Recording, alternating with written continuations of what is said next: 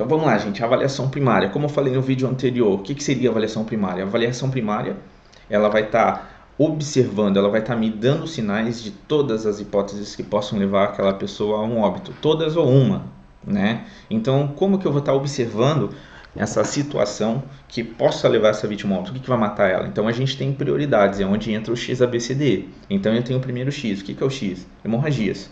Mas não é uma hemorragia qualquer. Né? Nós temos padrões de hemorragia. Eu tenho um capilar, eu tenho uma venosa, eu tenho arterial. E aí eu vou ter que ter esse controle. O X, ele entra dentro de uma classificação de uma hemorragia onde ela é massiva, ou seja, eu consigo ver, né, de uma maneira clara que aquela pessoa está sangrando muito e que ela precisa ser controlada, porque se ela não for controlada, ela vai morrer, tá? Então depois a gente entra em específico sobre cada uma delas. Então, X, uma hemorragia massiva, eu vejo, preciso controlar ela de imediato, porque se eu não controlar, ela vai morrer, ponto. Vias aéreas. Por que a via aérea é tão importante? Porque é por onde passa o ar. Então, o que pode acontecer numa situação traumática que vou ter esse fechamento e que a pessoa não respira? Depende. Posso estar falando de um afogamento, eu posso estar falando de uma tentativa de suicídio que a pessoa foi lá e se enforcou. Eu tenho que liberar essas vias aéreas. Eu posso falar de uma situação de um engasgo, que eu tenho que liberar essas vias aéreas. Eu posso colocar numa situação de um trauma abdominal onde a pessoa vomitou e ela ficou com secreção, né, com fluido nas vias aéreas. Eu tenho que aspirar para que ela respire. Né? Às vezes um mau posicionamento, como já aconteceu algumas vezes a gente pegar, que a pessoa não estava respirando, que foi tirar o capacete, abrir as vias aéreas, a pessoa respirou. Então, salvamos a vida, né? Com um simples posicionamento das vias aéreas. São várias as situações que a gente vai ter que ter essa avaliação inicial, porque muitas vezes se você chegar numa queda de moto, o cara está lá com uma fratura exposta na perna, que é o que chama a atenção, e você for na fratura exposta e você não observar, você tratou a fratura exposta, está imobilizado, bonito, show, mas o cara está morto. Por quê? Porque você não abriu as vias aéreas dele. E aí, a pessoa pode morrer. Ou então você não observou que ele estava com chiclete, estava engasgado, e você foi observar outras questões, e aí a pessoa morre, porque não respirou, tá? Ou às vezes você já chega, você vai fazer ali oferta de oxigênio, vai fazer tudo padrão, e também não observou esse ponto, não passa o oxigênio, ele morre. Então, por isso que precisa ter essa avaliação. Eu observo, corrijo, observo, corrijo, observo, corrijo. E só passo para o próximo a partir do momento que realmente tiver certeza que está pronto aquela etapa, tá? Respiração. Avaliação da respiração. Volta um pouquinho. Então, as vias aéreas, no ar, vias aéreas e cervical. Tá, o que a cervical vai influenciar, então, na vida da pessoa? Simples. Quando a gente tem um trauma de cervical nessa região, tá? Deixa eu virar aqui para vocês. Nessa região, tá? Ele tem o risco do quê? De fazer uma lesão, principalmente no bulbo. E o bulbo tem a função do quê? Na parte cardíaca, cardiopulmonar. Então, se você tiver uma lesão de cervical, dependendo do impacto, o que ocasionar a lesão nessa região, ele pode ter essa lesão de bulbo. Isso vai influenciar onde? Em mandar os sinais respiratórios e cardíacos. Ou seja, se a pessoa tiver essa lesão, se você não tratar ou acabar trabalhando isso de maneira incorreta, você pode lesionar e a pessoa pode entrar em uma parada cardiorrespiratória. É aquela situação que a gente diz a pessoa quebrar o pescoço, é por essa situação, tá? Então existem esses riscos.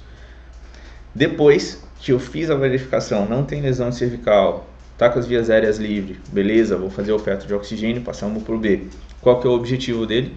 Verificar lesões em região torácica que essa pessoa possa ter, tá? E isso vai acabar influenciando na parte respiratória dela. Então eu vou fazer uma verificação, torácica, observando se ela tem alguma deformidade, se ela tem alguma perfuração, se está simétrico, ambos, bilateralmente falando, a respiração dela, porque às vezes ela pode ter apenas um lado, o outro não, isso quer dizer que isso pode ter alguma alteração e assim por diante. Então, não tendo alteração, ou se tiver, eu corrijo e aí depois eu passo. Se não tem alteração, fechou, aí a gente faz a verificação do C, na parte circulatória. E aí eu tenho que observar sinais que essa pessoa possa ter de uma hemorragia. Então, dentro dessa situação, eu vejo o quê? Como é que eu vou saber que essa pessoa está com uma hemorragia? Apresentação de choque, O choque, o que seria isso? Uma hipoperfusão. Então, a gente inicia como? Pega a ponta, de uma extremidade, eu aperto, solto. Tempo ideal, 2 segundos. Acima de 2 segundos, é choque. E dentro do trauma, até que se prove ao contrário, todo choque ele é hipovolêmico.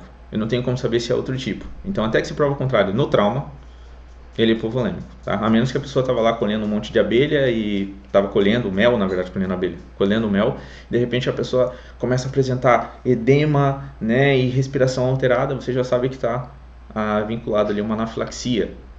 Mas dentro de um acidente, se ela tivesse a situação de choque, você foi lá, fez a perfusão, deu acima de 2 segundos, né, 3, 4 segundos, para mim é um choque hipovolêmico, certo? Vou tratar ela dessa maneira. Então vamos lá, sinais então que eu observo no C para saber se está de acordo.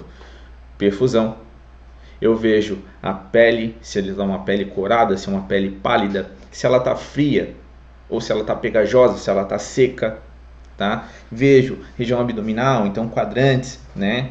Posso fazer ele tanto em 4 ou 9, isso depende muito do teu conhecimento e da tua técnica para ser aplicado, mas vamos colocar em 4 apenas. Então, regiões superiores, abdominais, inferiores, com o objetivo do que? Se acontecer um acidente e ele tiver uma hemorragia, foi região abdominal ou pélvica, ele vai ter uma resposta, né, abdominal que vai ter essa rigidez. Então, é uma maneira que o abdômen ele vai travar ali, vai ficar firme.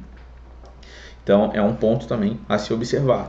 Então, vamos lá. Perfusão, eu vejo pulso, para ter a qualidade desse pulso, para saber, eu não quero saber a frequência, eu quero saber se ele é um pulso filiforme, se eu consigo sentir, se ele é um pulso que está muito acelerado, se ele é um pulso que está fraquinho e rápido, se ele é um pulso padrão, se ele é uma bradicardia, né, um pulso mais devagar.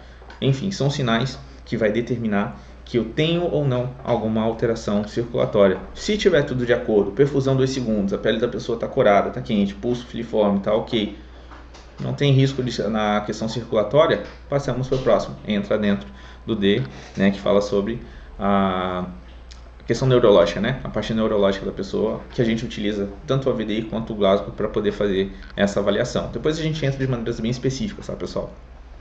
Tendo feito, então, ali a verificação neurológica, não tem alteração, aí sim a gente vai para o E, a gente trata todos os ferimentos, a gente faz as imobilizações. Nesse momento a gente vai lá e faz controle de temperatura, a gente vai lá e faz o controle de cervical, utilizando, né, o colar cervical se necessário, uma prancha se necessário, e aí a gente depois encaminha para a avaliação secundária. Com o objetivo do quê? Avaliação secundária, daí a gente vai estar vendo os casos clínicos, se é uma vítima que tem uma alergia, se é uma vítima que toma medicamento, o que pode ter ocasionado, né? E a gente vai estar vendo tudo isso aí mais detalhado. Depois eu tenho a avaliação detalhada, eu refaço, né, toda essa avaliação do XABCDE e venho fazendo uma avaliação, né, céfalo-caudal, da cabeça sempre observando, região traseira, parte do rosto, a musculatura, a óssea, venho para o tórax, ou seja, eu vou detalhar literalmente toda a pessoa para buscar outras lesões que lá no início eu não encontrei, porque a avaliação primária, eu faço aquela avaliação para encontrar situações que possam matar ela. Na avaliação secundária, o que eu posso entrar de medicamento, o que pode ter ocasionado, que às vezes a pessoa estava dirigindo, ela tinha um problema clínico, tomava um determinado medicamento que não tomou, e aí teve um mal súbito, pum, bateu, opa, encontrei a causa. Então a gente já consegue ir tratando esse ponto também.